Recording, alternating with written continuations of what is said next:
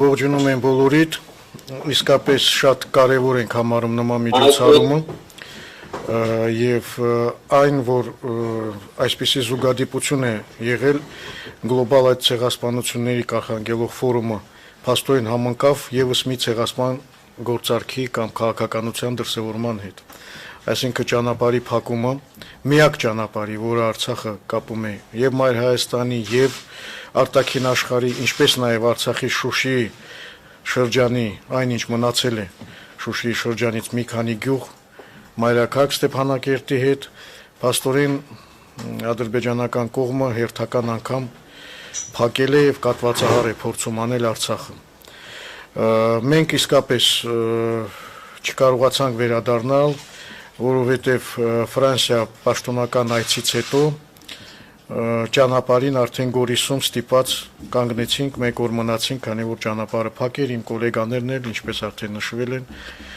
այստեղ էին մասնակցում են այդ կարևոր միջոցառմանը։ Ինչ ասենք, Արցախը շարունակում է մարտնչել եւ շարունակելու է։ Մենք բոլորս հիմա պետք է միասնական ճակատով հանդես գալ եւ օգտվելով առիթից ուզում եմ կոչ անել ողջ հայությանը, որպեսզի մենք միասնական ջանքերով ուրեմն մեր ձայնը լսելի դարձնենք միջազգային տարբեր ատյաններում։ Միջազգային հանրությանն էլ կոչ ենք անում քայլեր ձեռնարկեն եւ զսպեն Ադրբեջանի այդ հայատյաց, մարդատյաց ցեղասպան քաղաքականության դրսևորումը եւ ամեն ինչ անել, որպեսզի ճանապարհը բացվի, որովհետեւ արդեն մենք գիտենք ինչպիսի հետևանքներ կարող է դա ունենալ։ Ողջունում եմ կրկին բոլորիդ, եթե հարցեր լինի, իհարկե բոլորս կպատասխանենք։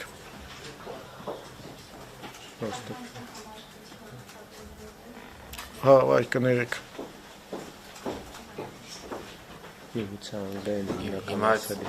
Անգլերեն, եթե անգլերեն ինի կասինք ոչինչ։ Հա, ասինքը սինխրոն չի, հա, ճիշտ է։ Այստեղ ես պետք է խոսեմ, եթե լսողներ կան, դրա համար հազար վերլուծեմ։ Ոչինչ, ոչինչ։ Հիմա կարող ենք շարունակել։ Արդեն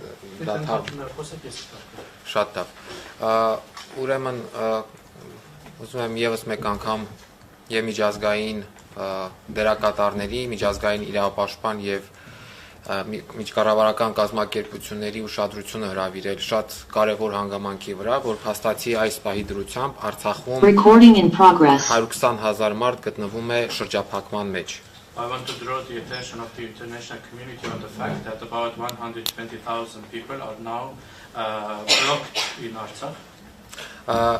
Այստեղ պետք է հատուկ ընդգծենք նաև այն հանգամանքը, որ Արցախը նաև օդային հաղորդակցություն չունի որևէ աշխարհի հետ, աշխարհի որևէ կետի հետ։ We have to highlight the fact that there is no air communication for Artsakh with any country of the world. Միջազգային իրավունքը հստակ ամրագրում է մարդու իրավունքների մասին, միջազգային իրավունքը ամրագրում է, որ որևէ վարքյան չպետք է խաթարվի կենսապահովման համար անհրաժեշտ պայմանները, իսկ մենք տեսնում ենք, որ արդեն 24 ժամ շարունակ խաթարված է Արցախում ապրող մարդու ամենատարրական իրավունքը։ The international humanitarian law says that no second should be vital conditions for life be stopped, and we can see that for 24 hours these conditions, vital conditions, have been hindered in Artsakh. Եվ դա իրականացվում է Ադրբեջանի իշխանությունների կողմից եւ անձամբ Ադրբեջանի նախագահի ուղղորդմամբ եւ նրա հրահանգներով, որովհետեւ այն թեզերը, որ շրջանառվում են իբր բնապահպանական հարցեր եւ այլը, դրանք ամբողջությամբ կեղծ են եւ կան տեղեկատվություն, որ այդ ճանապարհը փակողները հիմնականում ադրբեջանական իշխանությունների կողմից ուղղորդողներն են, այդ թվում նաև հատուկ ծառայությունների ներկայացուցիչներ։ And this is done by the Azerbaijani authorities, by the Azerbaijani president's instructions, and the environmental pretext is completely fake, and there is information that those people who are blocking the roads are also belonging to the special services of Azerbaijan. Պետք է անդրադառնանք, թե հումանիտար ինչ հետևանքներ կարող է ունենալ եւ արդեն ինչ հետևանքներ է ունենում ադրբեջանական այս հանցավոր գործողությունը։ We have to look at the humanitarian consequences of these criminal acts of Azerbaijan. Նախ եւ առաջ այս պահի դրությամբ արդեն 24 եւ ավելի ժամ ավելի դադարեցված է սննդամթերքի, էներգակիրների, դեղորայքի եւ այլ անհրաժեշտ պարագաների մատակարարումը ամբողջ Արցախի տարածքում At this moment, for 24 hours already, no food, no energy, no medical supplies are possible to reach the entire territory of Artsakh. Մարդու իրավունքների պաշտպանի հաստատությունը հազանգեր է ստանում, որ բժշկական հաստատություններում արկա դեղորայքային պաշարները մի քանի օրվա պաշար են եւ նման ձևով շարունակվելու դեպքում ականգնելու ենք այս հարցում շատ լուրջ խնդրի առաջ. The Human Rights Defender's Office is receiving calls that the medical supplies in the hospitals are only enough for some days, and if this situation continues, we will face humanitarian crisis. Եվ նույնը վերաբերում է նաև սննդամթերքի մատակարարումներին եւ նաև էներգակիրների մատակարարումներին, կոնկրետ բենզինի եւ դիզվարելիքի մասին է խոսքը. Same goes for the supplies of food and energy. We are speaking about diesel and fuel.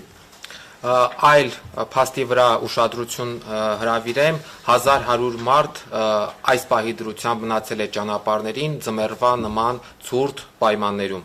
Other facts we have to mention that 1100 people right now are on the roads under the harsh cold conditions of winter. Այդ թվում 270 երեխաներ, որոնք որ զրկվել են իրենց ընտանիքների հետ միանալու իրավունքից, այսինքն կտրված են իրենց ընտանիքներից. Including 270 children who are separated from their families. Ընդհանուր, եթե այս առաջնային մասը ամփոփելու լինենք, պետք է անպայման նշենք, որ սա Ադրբեջանի կողմից իրականացվող էթնիկ զտման քաղաքականության, ցեղասպանական քաղաքականության հերթական բաղադրիչն է. And in general, we have to say that this is another component of the Azerbaijani ethnic cleansing or genocide politics.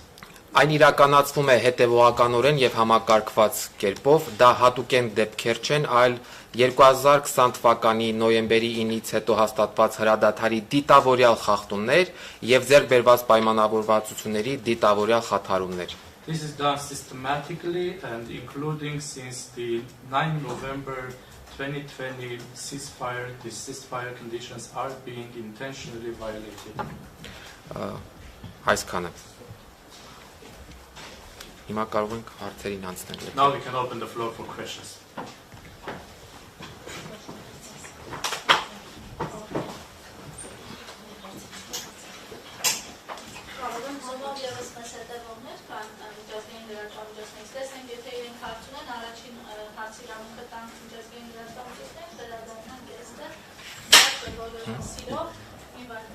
If any of our international colleagues on Zoom would have any questions, we would first give the questions to the international media that is following us on Zoom, please.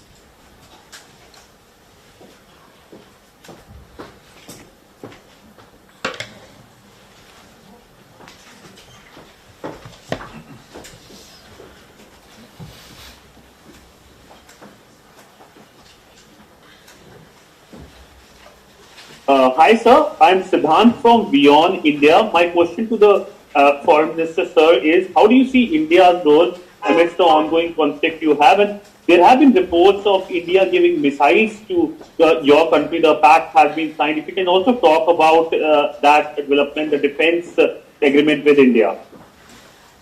Երկու խոսքով թարգմանեմ, ինչքանով լսելի էր, ես ներկայացնում եմ Beyond India լրատվականը եւ հարցը վերաբերում է նրան, թե ինչպես կարող է Հնդկաստանի հետ համաձայնությունները ազդել իրավիճակի համեր երկրի վրա։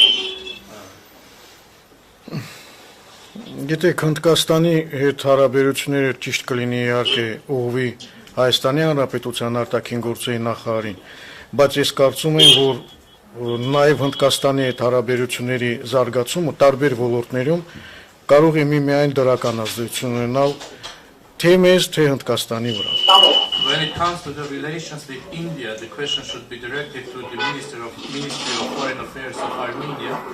But when it comes to relations with India, in general, developing relations in India, this can be, of course, important for us. Եվ մեկ փոքր մարդկային պատմություն Արցախում կան ազգությամբ հնդիկներ, որոնք ամուսնացած են հայերի հետ եւ ունեն երեխաներ եւ հիմա այս պահի դրությամբ նույնպես գտնվում են շրջափակման փաստորեն Ադրբեջանի կողմից շրջափակման մեջ։ Եթե Հնդկաստանի կառավարությունը նույնպես կարծում են, որ պետք է արձագանքի, կապ չունի, որ հնդիկներ են ազգությամբ թե ոչ, առհասարակ ցանկացած մարդ, որը ուրեմն հայտնվում է նման ծանր վիճակում, պետք է ստանա միջազգային հանրության կողմից համապարփակ գնահատական եւ պաշտպանություն։ And there is one human story that I would like to bring up is that there are many Indians in Artsakh who are married to Armenians. They live in Artsakh. They are also now stuck in Artsakh. And if the Indian government or in general the entire international community should give appropriate response to such humanitarian situations.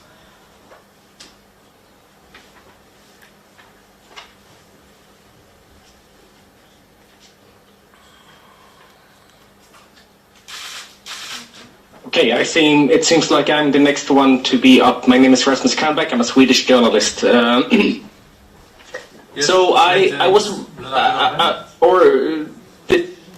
is it fine that I'm asking the question now? Yeah, okay. So I want to ask you about the EU observation mission in Armenia, which is there until the 19th of December. And yesterday, Joseph Borrell, he said that it will not be extended. What kind of impact does can EU make at the situation right now? How can you? What kind of communications do you have with the EU at the moment? Ես կցանկանայի հարցնել Եվրամիության դիտորդական առաքելության մասին Հայաստանում, որը կտևի մինչև դեկտեմբերի 19-ը եւ երեք ասացին, որ դա չի երկարաձգվի, ես ուզում եի հարցնել, թե ինչպիսին կարող է լինել Եվրամիության ազդեցությունը իրավիճակի համար եւ ինչպես եք տեսնում Եվրամիության դերը։ Մենք ակնկալում ենք, որ Եվրամիությունը համապատասխան գնահատական կտա Ադրբեջանի քայլերին։ We expect that EU will give respective and appropriate assessment to the actions of Azerbaijan. Որովհետև տեղի է ունենում իսկապես մարդասիրական աղետ, ցեղասպան քաղաքականության դրսևորում։ What is happening is in fact a humanitarian catastrophe. It's an expression of Azerbaijan's genocidal policy. Եվ մենք արդեն իսկ ուղարկել ենք մի շարք պաշտոնական նամակներ Եվրոպայի տարբեր կառույցներին։ And we have already sent a number of official letters to different structures of Europe. Հույս ունենք, որ կոնկրետ ինչ-որ քայլեր կձեռնարկվեն եւ կլինեն հասցեական գնահատականներ եւ պատժամիջոցներ Ադրբեջանի նկատմամբ։ We hope that concrete steps will be taken and there will be addressed actions and sanctions against Azerbaijan. Գիտեք, անտարբերությունը ամենավտանգավոր երևույթներից մեկն է։ Because indifference is one of the most dangerous phenomena. Եթե թույլ տաք, ես էլ նույն հարցին պատասխանեմ, Եվրամիությունից ակնկալիքներից ես նաև որպես մարդու իրավունքների պաշտպան արձագանքեմ, որ Եվրոպական միությունը արժեքների եւ մարդու իրավունքների վրա հիմնված կառույց է եւ աշխարհում տարածում է մարդու իրավունքների պաշտպանություն, բայց ցավալիորեն տեսնում ենք, որ միջև այս պահը որևէ առարկայական շոշափելի արձագանքի չի արժանացրել Ադրբեջանի այս հանցավոր գործողությունը։ If I may, I would also like to reply to this question about EU's role as the human rights defender. I would like to say that although EU is based on values, on human rights values, until now, unfortunately, there is no tangible, specific response coming from EU on these criminal acts of Azerbaijan. Իհարկե աշխարհակաղակական շահերը կամ տնտեսական շահերը կարծես թե վերջին ժամանակահատվածում միշտ էլ ստվերի տակ են թողնում մարդու իրավունքների օրակարգը եւ առհասարակ աշխարհում մարդու իրավունքների պաշտպանությունը։ Of course, we see that geopolitical interests and economic interests are shadowing human rights values, human rights priorities. Բայց դա այդպես չպետք է լինի կոնկրետ Եվրոպական միության պարագայում, որովհետև մի կառույց կազմակերպություն, որ աշխարհի բոլոր կետերում տարածում է մարդու իրավունքների օրակարգ, առաջին հերթին ինքը իրենից պետք է սկսի եւ հստակ կանգնի այդ իրավունքների պաշտպանության դիրքերում։ But this shouldn't be the case for EU because it's a structure that is promoting human rights all over the world, but it should start with itself and it should It should start with itself when it comes to the human rights agenda. Եվ ես կարծում եմ, որ Եվրոպական միությունը պետք է պատժամիջոցներ կիրառի Ադրբեջանի նկատմամբ, այս պահի դրությամբ Արցախում 120,000 մարդու իրավունքները ամենախիստ ու կոպիտ կերպով ոտնահարելու համար։ And I believe that EU should impose sanctions on Azerbaijan for harshly violating the human rights of 120,000 people that are now in Artsakh right now.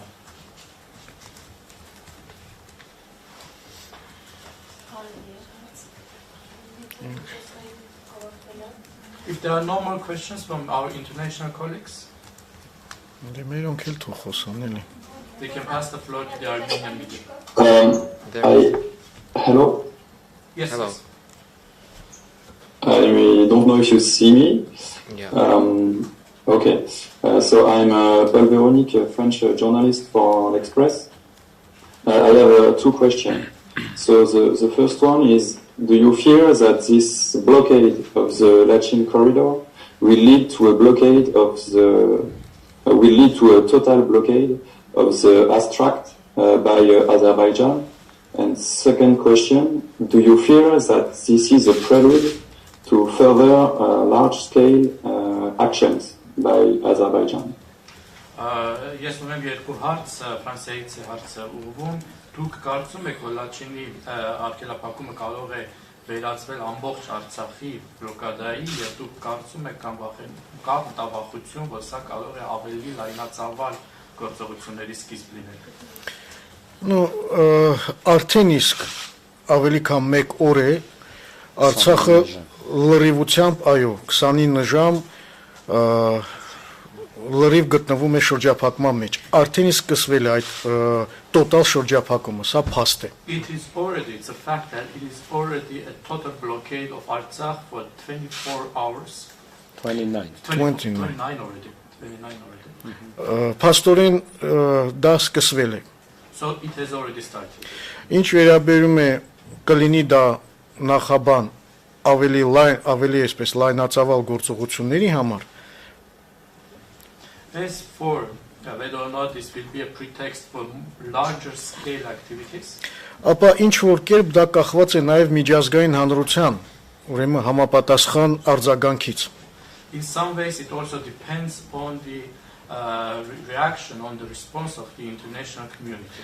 Եթե չլինի արձագանք, եթե անտարբերություն լինի, ընդհանրապես որևէ շահագրգռվածություն չլինի, կարեկցանք չլինի Արցախի ժողովրդի նկատմամբ, If there is no response, if there is indifference, if there is no support for the people of Artsakh, իհարկե սա կարող է բերել նորանոր զարգացումների, եթե հիմա չէ, մի քիչ ավելի ուշ կամ հաջորդ անգամ։ Indeed, this may cause new development. If not now, then maybe later, maybe next time.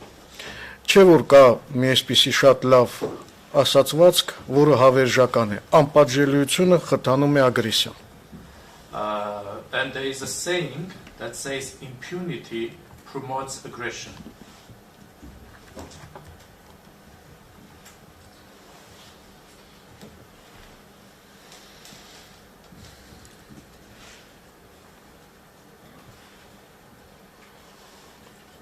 Խնդրեմ երեխեք, մերոնց If there are no more questions, we'll move to the Armenian media.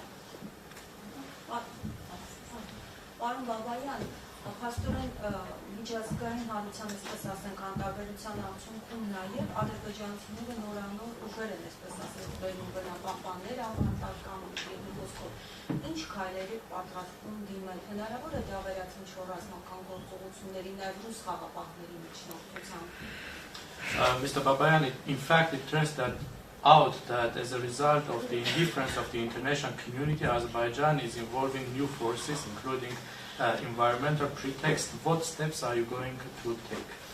Սա փաստորեն այդ նախորդ հարցի շարունակությունն է։ This continues the previous question.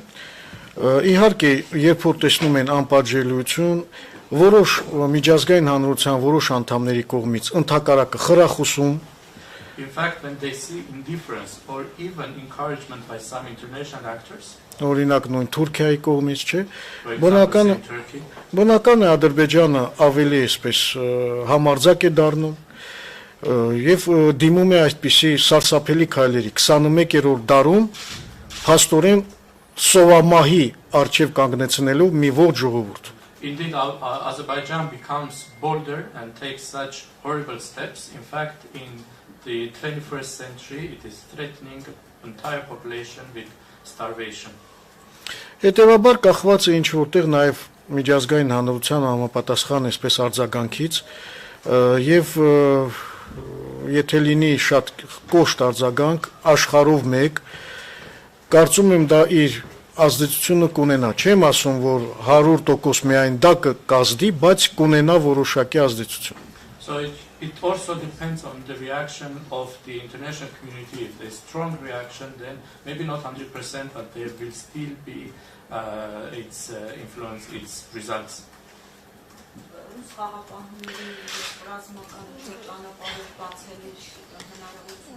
Հիմա տեսեք, Do you see opportunity of opening the road by the help of the Russian peacekeepers or by any military way?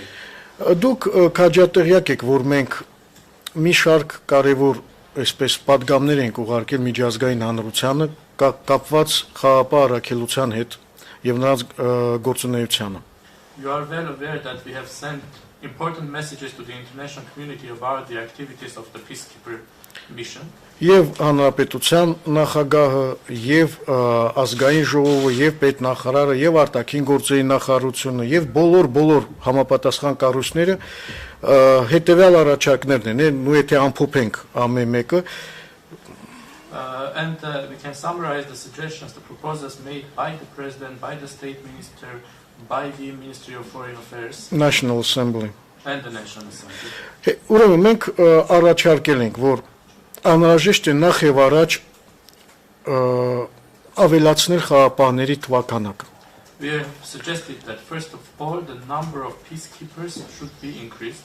1980 հոգի ամբողջ երկայնքով շփման գծի տեղակայված կամ մոտակայքերում քիչ թիվ է։ 1980 is a very small number to be deployed along the line of contact. Այս ադրբեջանական այսպես կոչված թաթերական ներխուժման դեմ կանգնած էին ընդամենը 1-2-3 խաղապահ ուրեմն զինվոր։ And when this staged invasion of Azerbaijan took place, only 1, 2 or 3 peacekeeper soldiers were there standing.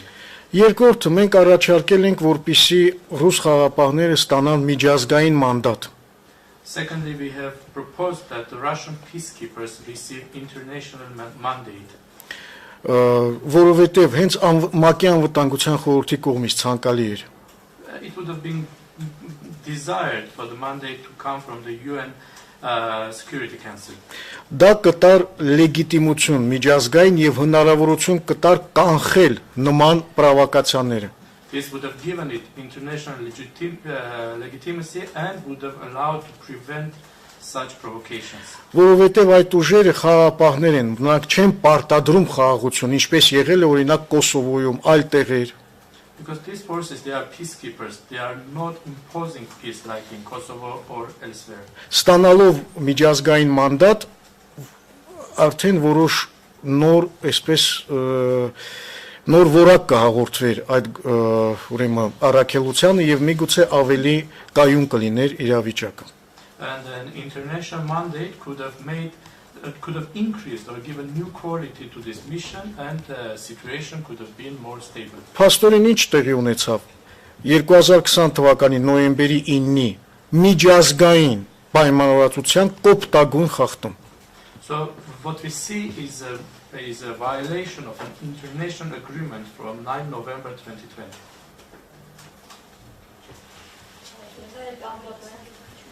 Հա, խնդրեմ գոլեգանը։ Այս բանը Արցախի իշխանության եւ Ադրբեջանի միջև բանակցություններ ընթանում են միջանցքի ճանապարհը բացելու ուղղությամբ նյութերը ներգրաված։ Հետո մյուս հարցերը։ Right now, are there negotiations about opening the roads, and who are involved in the negotiations by the Artsakh authorities? Գիտեք, Արցախի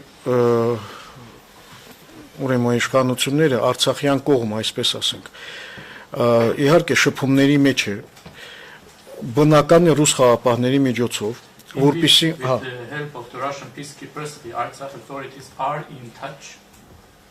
Այլ տարբերակ չկա։ Եվ բնական է բոլոր համապատասխան կառույցները այնտեղ են եւ ներկայացուցիչները անուններ չտանք, որոնք զբաղվում են բոլորը երկրի ղեկավարից սկսած միջև համապատասխան տարբեր կառույցների ներկայացուցիչներ զբաղվում են հարցի հանգուցալուծմամբ, ամեն մեկը իր ճակատում։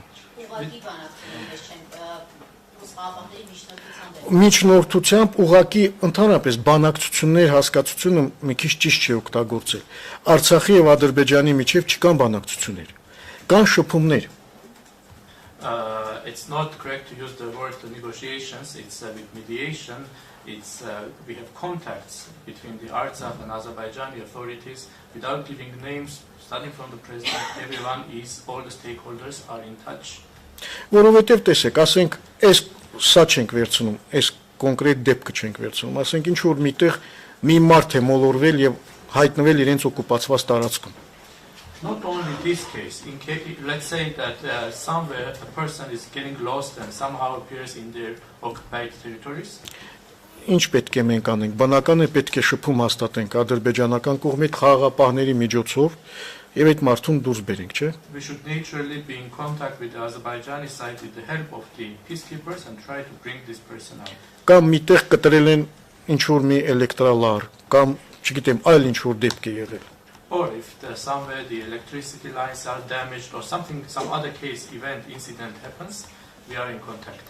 Սա է իրականությունը։ Եվ քանի որ թեկուզ միջնորդավորված այժմ շփումների մեջ է ադրբեջանական կողմի հետ նրանք նույն պահանջն են բարձրացնում պարոն Բաբայան, թե այդ պահանջները են ներկայացնում նորից այդ բնապահպանական պահանջները։ In your contacts with the Azerbaijani side, although with mediation, are they raising the same environmental concerns or they have different concerns? Ես կարծում եմ ակնհայտ է, որ ոչ մի այսպես բնապահպանական խնդիր չկա։ I think it's obvious that there is no environmental issue. Մի հատ տեսեք այդ մարդկանց, ովքեր են այդ մարդիկ։ Բանակի մարդիկ, ովքեր ծառայում են Ադրբեջանի բանակում, հատուկ ծառայություններում եւ այլը, բեմականացված մի ձև է, վաղը կուղարկեն, չգիտեմ, հեծանվորդների, մյուս օրը արտիստների։ And when we see who are these people there, it's people who are serving in the Azerbaijani army, in the Azerbaijani special services.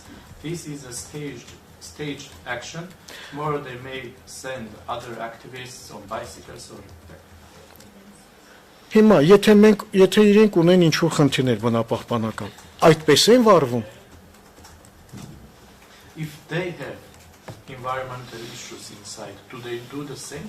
Մենք էլ ունենք բնապահպանական շատ խնդիրներ, հարցեր իրենց։ We also have many issues, many questions to them when it comes to the environment.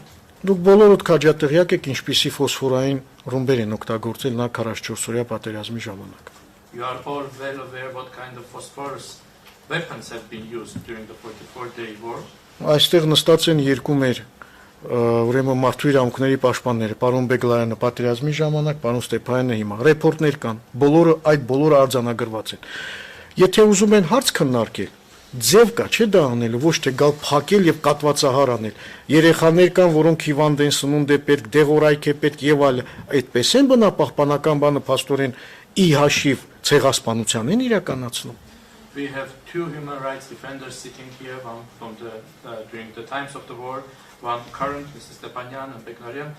They can give all the facts about the weapons that have been used, environmental issues, but when they have environmental issues, paralyzing the whole population is not the right way to go, and genocidal policy is not the right way to go. Բացի դրանից, ստեղ կա մի նրբություն եւս։ There is one more detail here.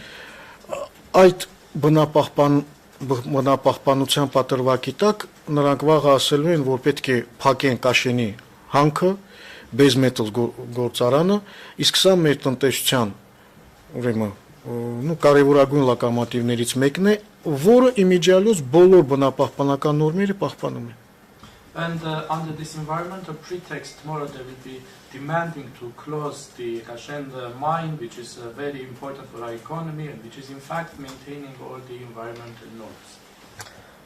Մի բան ես ավելացնեմ, պետք է նախ հաշվի առնել, պարոն Բաբայանն էլ նշեց, պարոն Ստեփանյանն էլ, որ բնականաբար բնապահպանական հարցերը զուտ պատրվակներ են, եւ երկրորդը, բացի նրանից, որ Կաշենի հանքը միջազգային բոլոր ստանդարտները պահպանում է, նաև Կաշենի հանքը շուրջ 20 կիլոմետր հեռավորության վրա է ադրբեջանական ամենամոտիկ բնակավայրից եւ որևէ ջրային ռեսուրսների մոտ չի գտնվում։ Հետևաբար իրականում նույնիսկ այս պատրվակը հիմնավոր պատրվակ չէ։ Այնինչ մենք հիմնավոր տարբեր խնդիրներ ունենք բարձրաձայնելու, այդ թվում բնապահպանական, այդ թվում ջրային ռեսուրսների կառավարման տեսանկյունից, որոնց պետք է ադրբեջանական կողմը պատասխան տա։ Եվ մենք շատ լավ գիտակցում ենք, որ սա ուղղակի պատրվակ է եւ ցանկացած պահի այլ պատրվակներ էլ կարող են հայտնվել եւ կիրառվել ադրբեջանական իշխանությունների կողմից։ Եվս մի հանգամանք, որը մեզ համար շատ կարևոր է, որ ներողություն։ One more thing I should also say that we all understand that naturally the environmental issue is just a pretext. The Kashen mine is actually following all the international standards. It is in fact 20 kilometers away from the closest Azerbaijani settlement. There are no water resources near it. In the meantime, we have other environmental also issues such as water resource management issues that should be raised. And the Azerbaijani side is just using this as an environmental issue as a pretext. Շատ հաջորդ հանգամանքը, որ պետք է հաշվի առնել, որ Ադրբեջանը ոչ միայն միջազգային մարդասիրական իրավունքի եւ մարդու իրավունքների միջազգային իրավունքի կոպիտ խախտումներ է թույլ տալիս, այլ նաեւ նոյեմբերի 9-ի եռակողմ հայտարարության, որտեղ հստակորեն իր պարտավորություններն են նշված այս ճանապարհի անձեռամխելիության եւ անվտանգության երաշխավորման առումով։ And next I have to say that Azerbaijan is not only violating the international humanitarian law and the international human rights law, but it is also violating the November 9th trilateral agreement where it is clearly saying that this road should be, the immunity of this road and the security and safety of this road.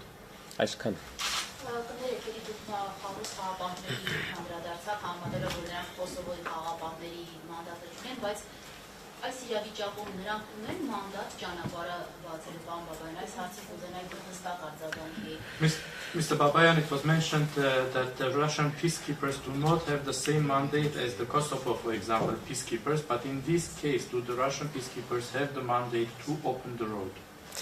Գիտեք, Ռուզանա ջան, նախ եւ առաջ մենք պետք է մի բան հասկանանք, որ Արցախը իսկապես գոյաբանական վտանգների է արերեսում եւ այստեղ արեմտամետ, ռուսամետ այդ բոլոր հարցերը պիտի դնենք մի կողմ։ Այս ամենակարևորը, որ ուզում եմ բոլորիդ ընդգծեմ, մենք պետք է իսկապես լինենք իմաստուն, հերիքը արդեն։ Եթե հնարավորություն կա բոլորի հետ լավ լինենք, պարտավոր ենք լավ լինենք։ Այդ մեկ, երկրորդը, իսկապես առանց ռուս խաղապահարակելության չկա Արցախի անվտանգություն։ Սա ի սկզբանե եմ ասում։ Հասկանում եմ ենթատեքստերը եւ այլ, դնենք մի կողմ, հիմա կանցնեմ նաեւ այդ հարցին։ Խնդրեմ։ I have to say first of all that we have to understand that Artsakh is facing an existential challenge and therefore all the questions about pro-Russian or pro-Western should be put aside. We have to be wise, we have to be friends with all and everyone we can be. And I have to indeed say that without the Russian peacekeepers there is no security for Artsakh. Հիմա անցնենք կոնկրետ այդ խնդրին։ Now speaking specifically about this issue.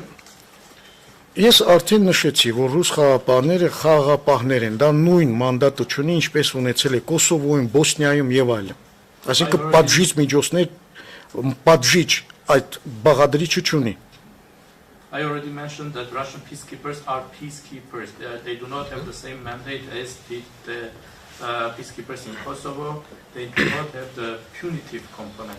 Հիմա կանգնած է 2-3 խաղապահ, որոնց արկայությունը այնտեղ արդեն իսկ կայունության մի գրավական է։ There are 2 or 3 peacekeepers standing there, and their presence there is already some guarantee of stability. Եթե կողմերը հետևում են ուրեմն քաղաքակիրթ նորմերին։ If the sides follow civilized norms. Եթե կողմերից մեկը ահաբեկչությունը եւ ատելությունը իր պետական քաղաքականության հիմքում է, if one of the sides has terror and hatred in the basis of its state policy, նույն խաղապահները հայտնվում են ծանր վիճակում։ the same peacekeepers appear in very difficult situations. Այդ ճանապարհը անցնում է Ադրբեջանի օկուպացված տարածքով լրիվությամբ։ This road is completely going through the occupied territories by the Azerbaijanis. Կան ռուս խաղապահներ մի քանի հոգի։ And there are a few Russian peacekeepers. Հիմա գալիս է մի ամբողջ կանանցով, երեխաներով, չգիտեմ, զարդարված եւ ներխուժում են այդ տարածքը։ Then a crowd comes, women, children, like diverse crowd comes and invades this territory. Հիմա դուք եք խաղապահների տեղը ինչ եք անելու։ What would you have done if you were in the place of the peacekeepers? Դրա համար ենք մենք ասում, մանդատը պետք է երկարաձգվի, քանակը շատանա եւ ստանան միջազգային հանրության կողմից համապատասխան լիազորություններ։ That is why we are saying that the mandate should be extended. They have to receive an international mandate. Mandate, yes.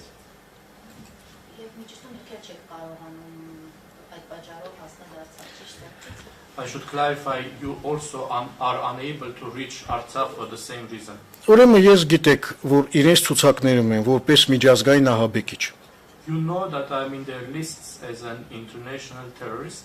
Չնայած ինչ ահաբեկչություն եմ արել, սա մի կողմ դնենք։ Although I have Համար երկրորդն եմ նախագահից հետո։ Հիմա, եթե ես հայտնվեմ այնտեղ, ինչ է լինելու։ Now if I appear there, what will happen to me?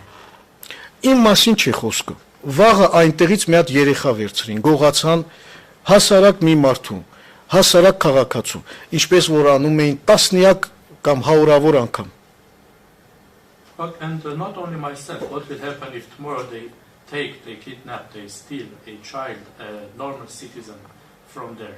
Քանի հատ մենք ունենք ռազմագերի, որոնք չեն վերադարձվել։ We have so many prisoners of war who have not returned. Իսկ քանի պատանդ ունենք, որոնց թիվը անգամ չգիտենք եւ Ադրբեջանը ընդհանրապես այդ կատեգորիայի մասին չի խոսում եւ ասում է չունենք պատանդ, բայց մենք գիտենք, որ կան որոշ տվյալներ, որը կարող է հիմք լինի, որ ունենք նաեւ պատանդներ, չգիտենք ողջ են, ողջ չեն։ We have so many hostages, we don't know their number. Azerbaijan is not even speaking about this category. They say there is no hostages, but we know that we have information that there can be hostages, and we do not even know whether or not they are alive or not. Գիտեք, դրա համար միջազգային հանրությունը պետք է ավելի խիստ վերաբերվի նման խնդիրներին։ Therefore, the international community should be more strict on such issues. Այսինքն ձեր խոսքից ստացվում է, որ ռուս խաղաղապահները, ովքեր ադրբեջանական կողմը դիմում է այսպիսի գործողությունների մանդատ չունեն ուժի գործադրման հարցերը կարգավորելու եւ օրինակ հիմա հենց մի ուժի գործադրման պետք է So, if I understand right, you are saying that the Russian peacekeepers there do not have the mandate to exercise force to open the road. Ուժի կիրառման լիազորություններ չունեն։ They do not have authorization for Որովհետև they do not have authorization for exercising force. Որովհետև դա կարող է, եթե համաձայնեցված չէ, նախորդ միջազգային մանդատ չկա, երկկողմ բաներ չկան, պայմանավորվածություններ, Because if it's not pre-agreed, if there is no international mandate, it is not bilaterally agreed, դա կարող է բերել ավելի մեծ հարցերի։ Դրա համար կարգավորվում է ամենաբարձր մակարդակով, պետական երկրի ղեկավարների մակարդակով, այս թվում է թե փոքր հարցը։ If something happens, it can cause greater issues. That is why it is being regulated at the highest level, at the level of heads of states, including these small issues. Չնայած որ փոքր կարող է լինել մեկ ուրիշի համար, մեզ համար սա կյանքի եւ մահվան հարց է։ Although it can seem small for someone else, for us it's a matter of life and death.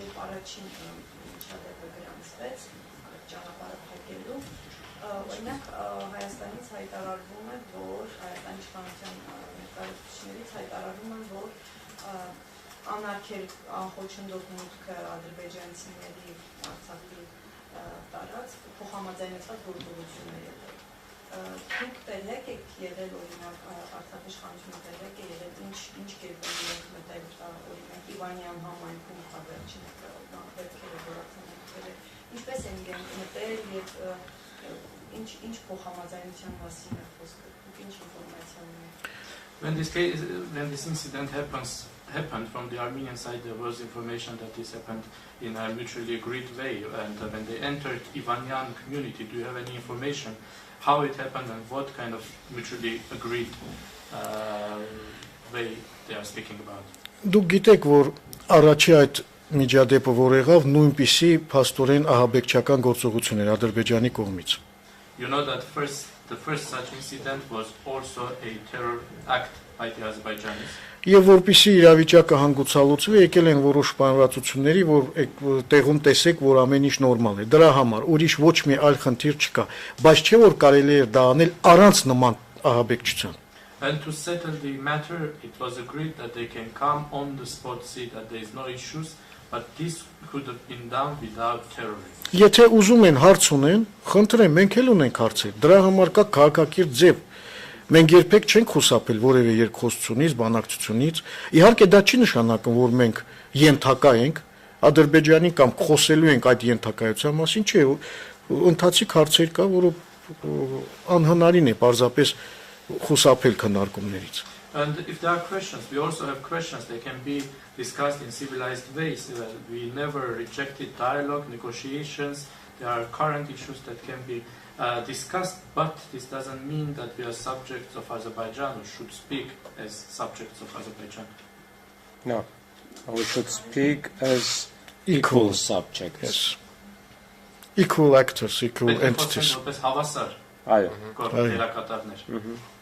Պարոն Բաբայան, իսկ չեք կարծում, որ Ադրբեջանը շրջափակման մեջ պահելով Արցախը փորձում է զիջումներ կողմել Հայաստանից։ Mr. Babayan, don't you think by blockading Artsakh, Azerbaijan might be trying to get consensus from compromises from Armenia? Գիտեք ոնց է, չի բացառվում, բայց այս նման ձևը փաստորեն միջազգային իրավունքի կոպտագույն խախտում է։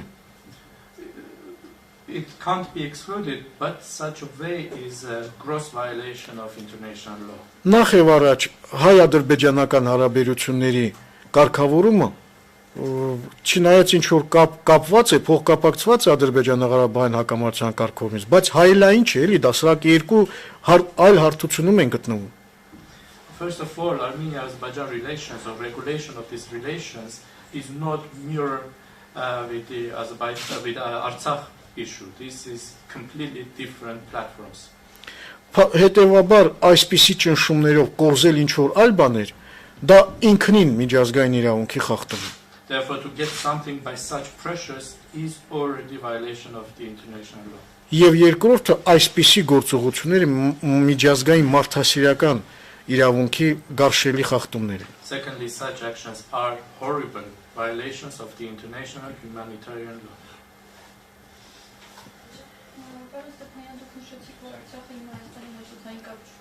Բայց մենք Արցախում ունենք օդանավակայան եւ ինչ է կապվում արդյոք հնարավոր կլինի քրիստոնեական դեպքում որ խաղապահների միջնորդությամբ օդային կապ Հայաստանում։ Mr. Stepanyan, you said that Artsakh does not have air communication with Armenia, but we have an airport in Artsakh, and if necessary, would it be possible with the help of the Russian peacekeepers to ensure air communication? Ես հարցին այս տեսանկյունից կմոտենայի, ոչ թե հնարավոր կլինի, այլ պարտադիր պետք է լինի։ I will say not only it should be possible, but it should be mandatory. Որովհետև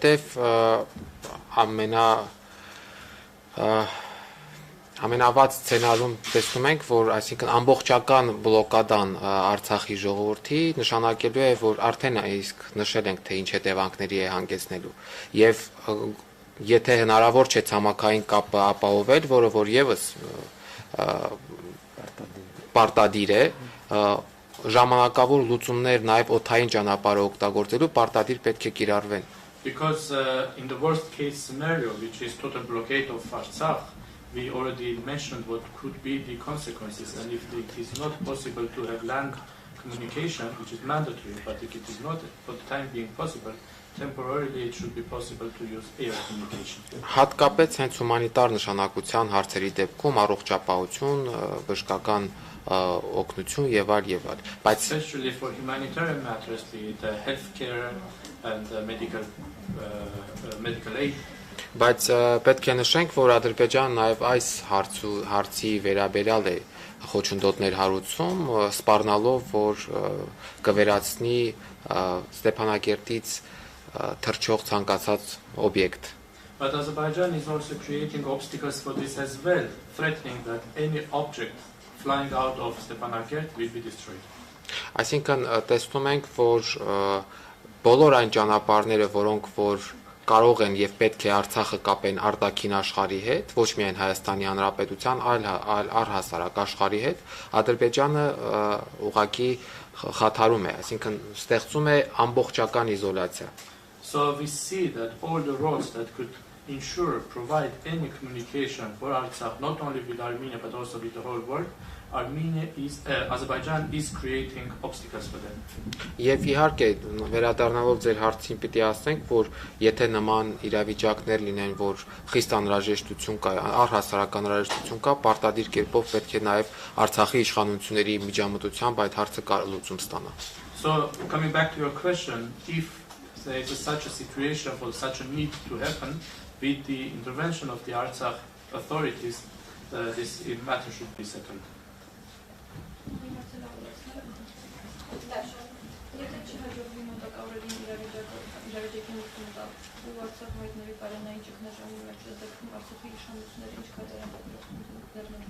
If not possible to settle the matter within the coming times, and Artsakh faces a food security issue, food crisis, what are going to be the steps? Կտեսնենք իհարկե սա կլինի ֆորս մաժորային իրավիճակ, հուսով ենք, որ միջազգային հանրությունը եւ տարբեր այսպես դերակատարներ այնուամենայնիվ կանեն ամեն ինչ, որպեսզի իրավիճակը չհասնի այդ կրիտիկական պահին։ We'll see. Indeed, this will be a force majeure situation. We hope that the international community and other actors will do everything for the situation not to reach such a critical level.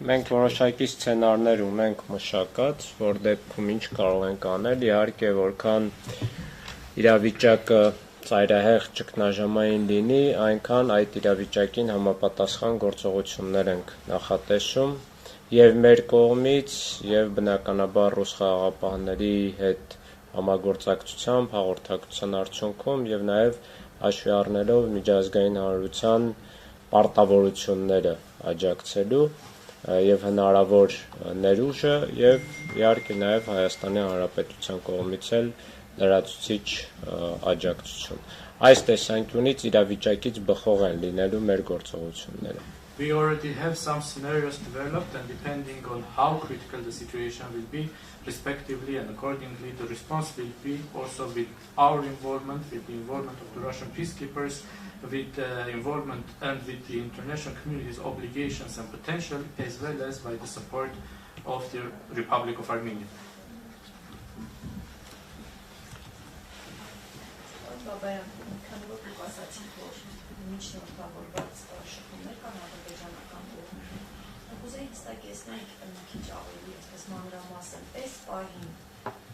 Ինչ են իրենք առաջարկում, ինչ են ցույց տալիս նշությունները, հնարավոր է արդյունքի հասնել եւ ինչ են կոնկրետ առաջարկում, այդ հանքերը չշահագործել, թե ինչ պայմաններ են դնում, կա օրինակ պայման միջանցքը բացել, ինչ որ պայմաններ ներկայացնում են։ Գիտեք, մենք Mr. Babayan, you mentioned that there is contacts with the Azerbaijani side with the help of mediators, and right now what is concretely being discussed, what do they concretely want? Are there any conditions? Is there a condition for opening a corridor? What do they want? Մենք այստեղ պետք է շատ հստակ պատկերացնենք դերակատարներին։ Here we should be very clear about the actors. Այդ ամբողջը, որը փակել է ճանապարհը, the crowd that has blocked the road. Նա միայն գործիք է։ It is only a tool. Նրա հետ ինչ պետք է մենք քննարկենք։ So what are we going to discuss with them? Դրա համար պետք է քննարկվեն եւ այդ գործընթացը ընթանում է, դուք տեսել եք, որ Ռուսաստանի նախագահն է հերախոսազրույց ունեցել Ադրբեջանի նախագահի հետ, որ ընթանում են այլ հողվակներով, այսպես լուրջ աշխատանք, չի երևաց հող աշխատանք։ Therefore, a process is going in different channels. Work is being done. Some work is not being visible. You are already aware that the Russian president has had a telephone conversation with the Azerbaijani president. Իսկ այդ մարդիկ, ովքեր այնտեղ կանգնած են, հրաման են կատարում։ And the people who are standing on those roads, they are just following orders. Պարոն Բաբայան, խոսքը այսքան որ ասացիք շփումների մեջ եք ադրբեջանական կողմի հետ, նկատի ունեիք իրենց, թե նկատի ունեիք ադրբեջանական իշխանությունների հետ։ Բնական է համապատասխան, այսպես ներկայացուցիչների հետ։ Նաև իրենց հետ ինչ որ կերպ, այսպես խաղաղապահները տեսնում են, գոնե ուզում են կարգավորեն, սրանք անընդհատ ուզում են ել ավելի առաջ գնան, բան, սա արդեն տեխնիկական խնդիրներ է, բայց այդ մարդիկ իրենք օբյեկտներ են, իրենք սուբյեկտ չեն։ Ոչ մի բան գորգորում են, սա մեր հողն է։ Նու հաշվի առնելով որ միջև հիմա այնտեղ են այդ գործիքները, բարձ է որ դերևս որևէ բան չկա։ Understanding that these people are still there, we can understand that there is not yet any tangible results, but we are in touch with everybody. Ինչ որ X ֆայլ, ինչ հաստատացել է, կոնկրետ ինչ-որ պայման իրենք ներկայացնում են, ո՞նց են ձևակերպում այդ պայմանը։ Do they put any conditions for opening the corridor at some point? How do they formulate their conditions? Այս պայդրությամբ կան ուղղակի լոզունգներ։ Right now they are just slogans. Ասում են ինչ են ասում, Ղարաբաղը մերն է, պետք է բնությունը պահպանենք, հայերը օկուպանտներ են, այսպեսի բաներ։ What they say is Karabakh is ours, Armenians are occupants, we have to stay environment. Ոչ, ուղղակի սա որովհետև իրենք եկել են, որպիսի կատվածահար անեն։ Իրենք ուղղակի գործիք են։ They are just tours, they have just come there to paralyze the region situations. Կարելի է ավելացնել նաև, որ ամեն կերպ փորձում են նաև ռուսական խաղապաններին էլ սադրեն։ Այո։ Եվ նախապայմաններից մեկը հենց կայանում է նրանով, որ ռուսական խաղապանների հրամանատարությունը ներկայան այնտեղ, ու հետևաբար ինչ որ սադրանքներ են նախապատրաստում։ I have to also add that they are doing everything to also provoke the Russian peacekeepers, and one of the conditions of theirs is that the commander of the Russian peacekeepers also goes there, so naturally they are trying to provoke. Ադրբեջանը յուրահատկությունը հետևյալն է, այնտեղ չի կարող լինել նման գործողություն առանց ամենավերևի օղակի ուրեմն համապատասխան որոշման։ Azerbaijan is specific because there cannot be such actions without the decision of the highest level. Բազելյան դուք ասացիք, որ ռուս խաղաղապահների հրամանատարությունը այսպես բանանում, որ ներկայանան այնտեղ, այսինքն ռուս խաղաղապահների հրամանատարը կնայել կետ, ինչ որ մենք տեսնում ենք այս սլովակներով, տեսել եք, որ երեգել են փորձում սադրել խաղապաններին եւ հենց իրենց այդ կարևոր նպատակներից մեկը կայանում է հենց դրանում։ You mentioned that they want the Russian peacekeepers commander to go there. Why? What do they want?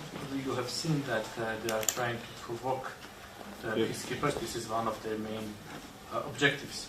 And they are also trying to put under question the reputation of the peacekeeping mission.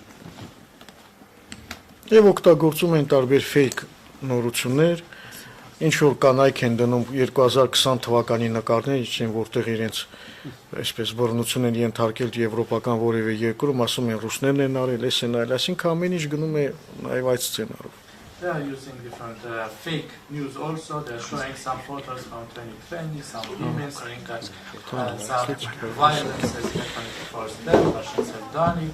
So they are using different scenarios.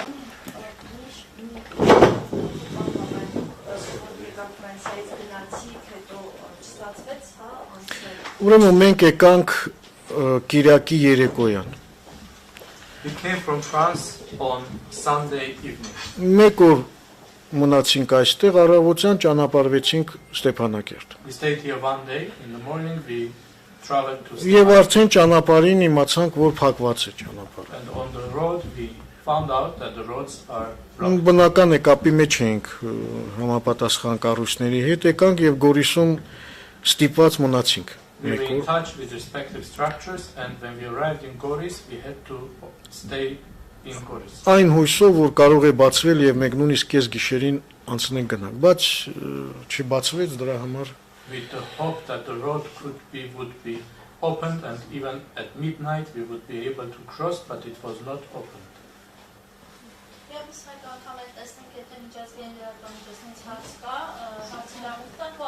Once again, we would like to give the floor to our international media, international colleagues. If there are any questions, please ask, otherwise we can wrap up. Yes, I had actually one more question. I missed a little bit before because of technical issues, but we were talking about humanitarian need, how you can maybe move it with airplanes and so on. But if there's an escalation and there would be a war, how is there a plan for evacuation of civilians from Artsakh?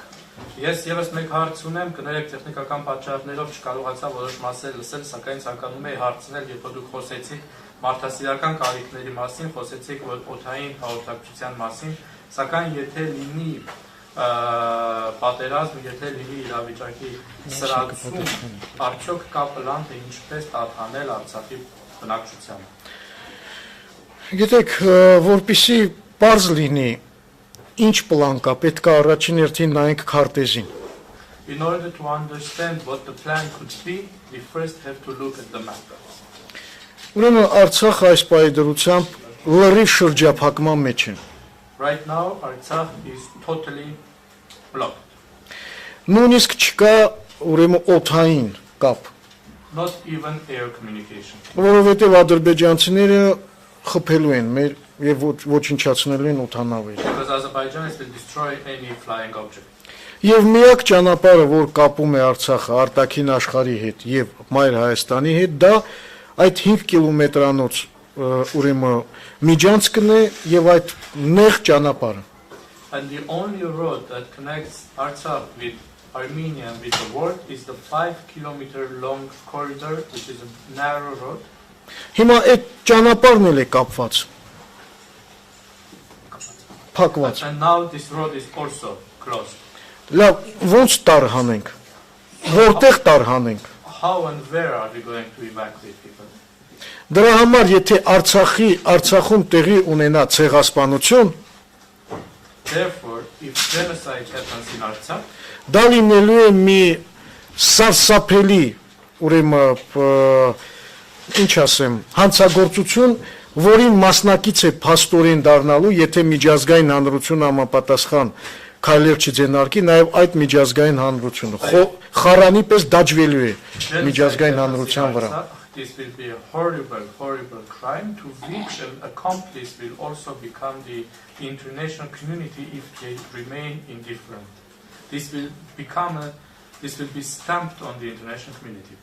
It will be a stigma, which will be forever as a mark, and qualifying the indifference and passiveness of international community. Դա պիտակ կլինի հավերժ, որը ցույց կտա միջազգային հանրության պասիվությունն ու անտարբերությունը։ Կխորհրդանշի։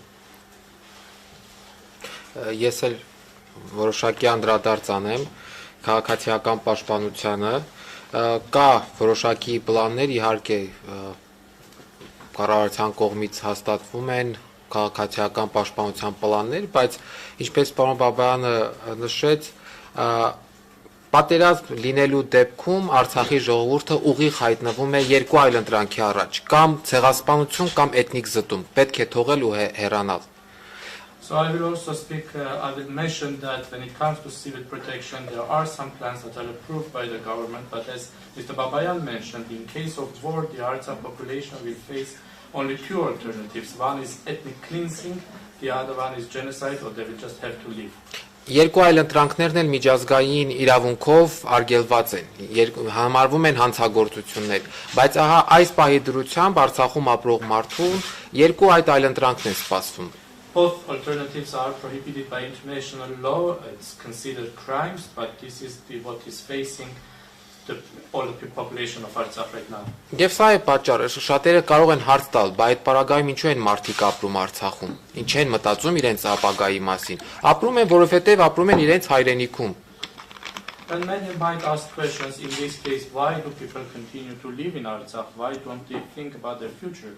And the answer is that they live there because they are living in their homeland. Որովհետև նրանք ունեն այդ իրավունքը, նրանք իրենց այդ հայրենիքում ապրելու իրավունքը ձեռք են բերել դարերով այդ հողի նկատմամբ իրենց կապվածությամբ։ They have this right, they have earned this right to live in their homeland, being for centuries tied to their lands. Եվ հենց այստեղ է առաջանում միջազգային հանրության պատասխանատվությունը պաշտպանելու Արցախի ժողովրդին ցեղասպանությունից եւ էթնիկ զտումներից։ And here comes the responsibility of the international community to protect the people of Artsakh from genocide and ethnic cleansing. Եվ ես ձեզ այս հարցի համար շատ շնորհակալ եմ, ես կուզենայի, որ դուք այս հարցը տաք նաև եվրոպական պաշտոնյաներին եւ այլ միջազգային դերակատարներին։ And I would like to thank you for this question very much, and I would have liked you to ask also this question to the European and other international officials. Թե ինչ կարող է լինել, ինչպես է լինելու Արցախի ժողովրդի ճակատագիրը, եթե Ադրբեջանը հերթական անգամ դիմի ագրեսիայի։ Ask the question what can be or how will be the future of the people of Artsakh if Azerbaijan goes for another aggression. Գուցե այդ ժամանակ տրամաբանությունը կգերակայի եւ միջազգային հանրությունը վերջապես պատշաճ արձագանքի կարժանացնի։ Maybe in this case logic will win and finally the international community will respond appropriately. Շնորհակալություն։ Thank you very much. Շնորհակալություն։ Thank you very much.